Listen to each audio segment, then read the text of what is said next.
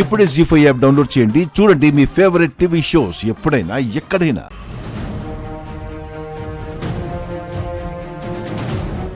రణ్వీర్, నువ్వు నీ కూతుర్ని కోర్టులో ప్రవేశపెట్టని కారణంగా ఆస్తులన్నీ ట్రస్ట్ పేరున ట్రాన్స్ఫర్ చేస్తున్నట్టు కోర్టు నుంచి నోటీసులు వచ్చాయి.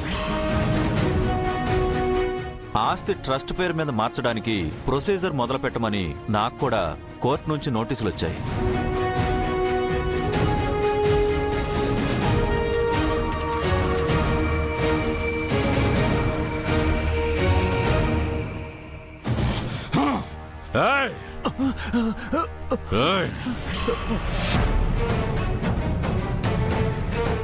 ఎవరు ఆస్తి ఎవరికి పంచి పెడుతున్నారు?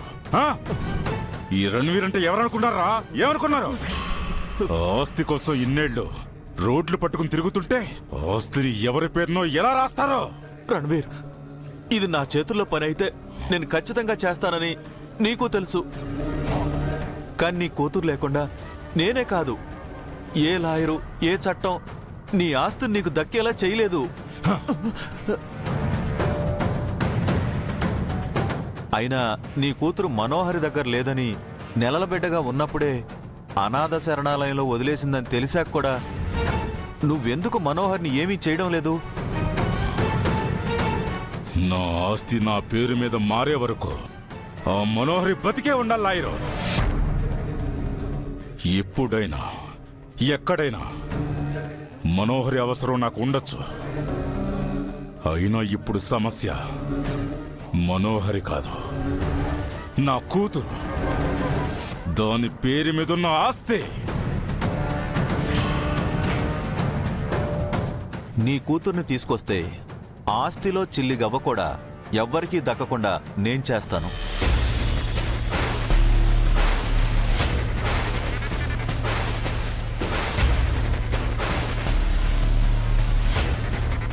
లాయరు, నా కూతురు ఎలా ఉంటుందో ట్రస్ట్కి కానీ కోర్టుకు కానీ తెలియదు కదా? మనకే తెలీదు. ఇక అంటే నా కూతురు ఏజున్న అమ్మాయిని తీసుకొచ్చి కోర్టు ముందు చూపించినా కూడా నా ఆస్తి నా దగ్గరే ఉంటుంది కదా?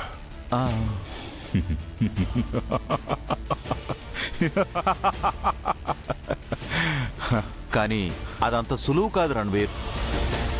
ఆ అమ్మాయికి DNA టెస్ట్ చేస్తారు. ఆ అమ్మాయిని పోలీసులు, కోర్టు, లాయర్లు ఇలా చాలాసార్లు ప్రశ్నిస్తారు. భయపడకుండా సమాధానం చెప్పాలి. కొంచెం తేడా జరిగినా నువ్వు ఆస్తి గురించి మర్చిపోవచ్చు.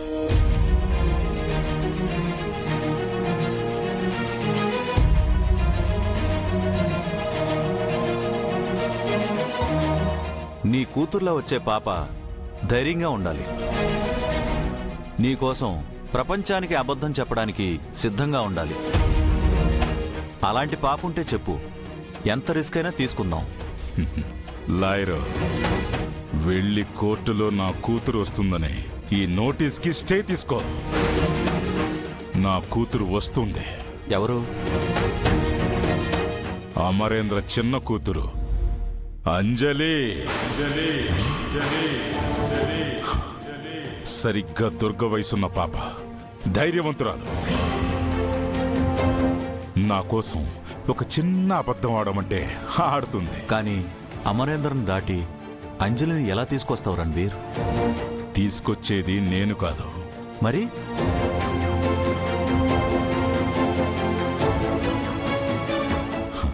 మనోహరి.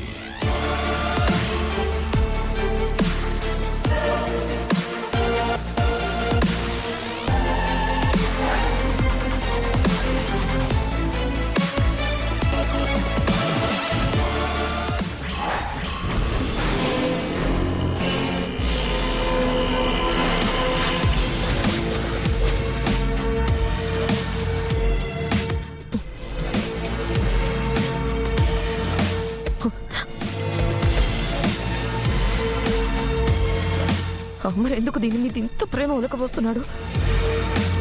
ఆ ముసలాడికి నిజం తెలియగానే తన పెద్ద కూతురు ఎలానూ లేదు, చిన్న కూతురుకు అన్యాయం చేయొద్దని అడిగాడా? దానికి అమర్ కన్విన్స్ అయి దీంతో కమిట్ అవ్వాలని డిసైడ్ అయ్యానా? నో, అలా జరగడానికి వీల్లేదు. దీని అక్కని అమర్కి దూరం చేయడానికి ఇన్నేళ్లు పట్టింది. ఈసారి అమర్ దీనికి దగ్గరైతే ఇక నాకు ఎప్పటికీ దగ్గర కాలేడు.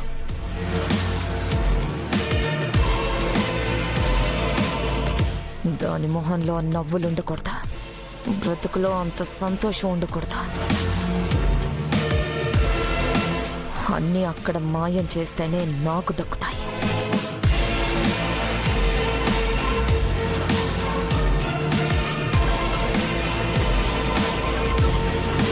హలో, నీ బాధ ఏంటి?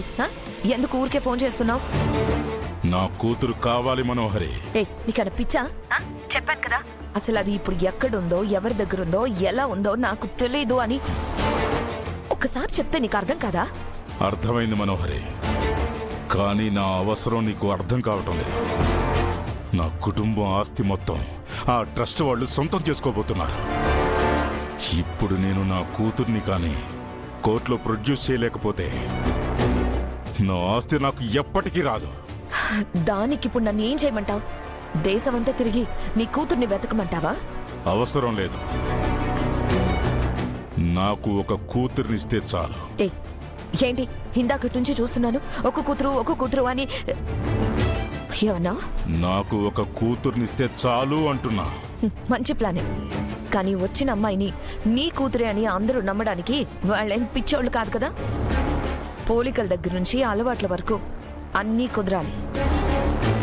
అలాంటి వాళ్ళంటే ఇప్పటికిప్పుడు ఎక్కడ దొరుకుతారు? దొరుకుతారా? ఎవరు? అంజలి. ఏంటి అంజలినా? నువ్వేం మాట్లాడుతున్నావో నీకు అర్థమవుతుందా? నువ్వు నీకు కావాలని అడుగుతుంది అమరేంద్ర బిడ్డని, తన ప్రాణాన్ని. అందరినీ చంపేస్తాడు. వీలు పడుతుందా లేదని అడగటానికి నేను ఫోన్ చేయలేదు, నా కూతురిగా నటించటానికి, నాకు అంజలి కావాలి అని చెప్పటానికి ఫోన్ చేశా. నేను వెంటనే బయలుదేరి హైదరాబాద్ వస్తున్నా. వచ్చేలోపు ప్లాన్తో సిద్ధంగా ఉండు. హలో హలో, వచ్చా. ఉన్న టెన్షన్స్ సరిపోవన్నట్టు వీటంటి కొత్త టెన్షన్ మొదలు పెడుతున్నాడు. 6 ఉండగా అంజలి మీద చెయ్యి కూడా వేయనివ్వడు. ఎలా?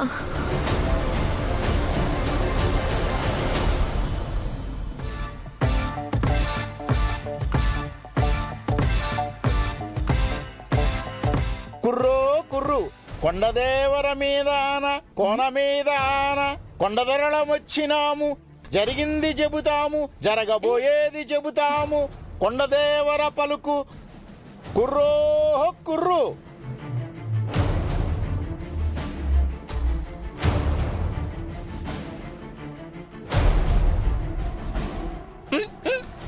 కుర్రో కుర్రు. జీ5 యాప్ డౌన్లోడ్ చేసి అన్ని ఎపిసోడ్స్ పూర్తి ఉచితంగా చూడండి.